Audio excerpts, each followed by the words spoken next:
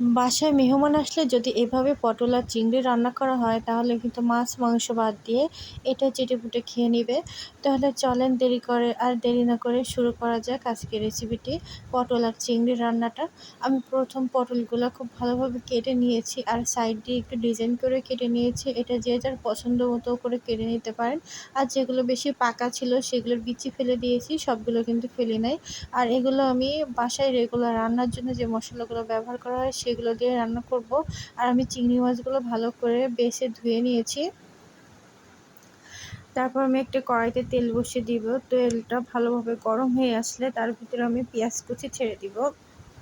এটা হচ্ছে মানে আপনার তরকারির পরিমাণ যে যতটুকু থাকবে সেই অনুযায়ী আপনি আপনার মশলাগুলো অ্যাড করে দিবেন। এখানে আমি কোনো কিছুরই পরিমাপ বলবো না।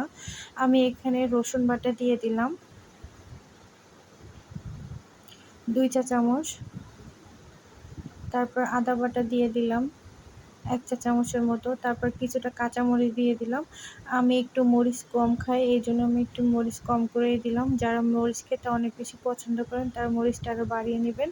তারপর একটু জিরার গুঁড়া, একটু হলুদের গুঁড়া দিয়ে দিলাম। তারপর পরিমাপ মতো লবণ দিয়ে দিলাম।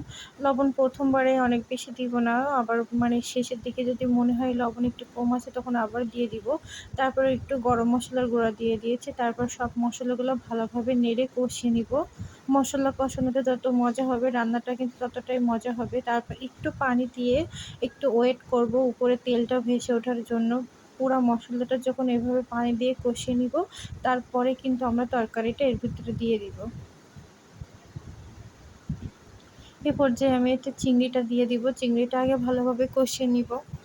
চিংড়ি মাছটা ভালোভাবে কষিয়ে না নিলে কিন্তু চিংড়িটা খেতে ভালো লাগবে না, চিংড়ির ভিতরে কোনো মশলাও ঢুকবে না। এজন্য আগে চিংড়িটা ভালোভাবে কষিয়ে নিব। আমি এ পর্যায়ে ঢাকনা দিয়ে ঢেকে দিলাম। তারপর চিংড়ির সাথে পটলগুলো অ্যাড করে দিয়েছি। এখানে মানে একটু ভিডিও আমি দেখাইতে আর কি মিস করে গেছি। ভালোভাবে ঢেকে দিয়ে একসাথে নেড়ে চেড়ে তারপর আবারও ঢেকে রাখবো। তারপর একটু পর কিন্তু ঢাকনিটা তুলে আমি এটা ভালোভাবে নেড়ে দিব। দেখবো তলায় লেগে যাচ্ছে কিনা। যখনই দেখবো তলায় লেগে যাচ্ছে এ পর্যায়ে কিন্তু আমি একটা নারকেল দুধ অ্যাড করে দিব। এখানে কিন্তু নারকেল দুধটা অবশ্যই দিতে হবে, নাহলে কিন্তু মানে না প্রিয় যে স্বাদ এটা পাবেন না।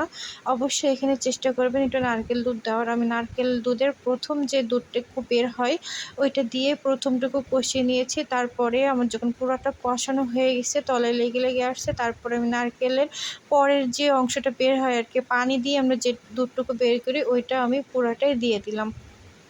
এ পর্যায়ে কিন্তু আমি এখানে এক্সট্রা পানি দিব না। আপনাদের যদি মনে হয় এক্সট্রা পানি দেওয়ার দরকার তাহলে আপনারা এক্সট্রা পানি দিয়ে দিন। আমার কাছে এক্সট্রা পানি দেওয়ার দরকার নেই, এই জন্য আমি দেই নাই। আমি এভাবে পুরা রান্নাটা করে নিব। আর চারি সাইড দিয়ে যখন তেল ভেসে উঠবে তারপরে বুঝতে হবে যে আমার রান্নাটা হয়ে গেছে। এই রান্নাটা হয়ে যাওয়ার সময় আমি হালকা একটু জিরার গুঁড়া আর একটু গরম মশলার গুঁড়া দিয়ে দিব। এতে কিন্তু ফ্লেভারটা অনেক ভালো আসে। জীবনে মানে একবার হলেও এভাবে একটু রান্না করে খেয়ে দেখেন। পটল, চিংড়ি আর নারকেলের দুধ এত মজা লাগে, যদি বিশ্বাস না হয় একটু রান্না করে খেয়ে দেখেন, এটা এত মজা। আমার রান্নাটা কিন্তু অলমোস্ট হয়ে গেছে, এখন আমি পরিবেশন করব। এভাবে খেয়ে দেখেন, অনেক মজা আর মুখে লেগে থাকার মতো স্বাদ।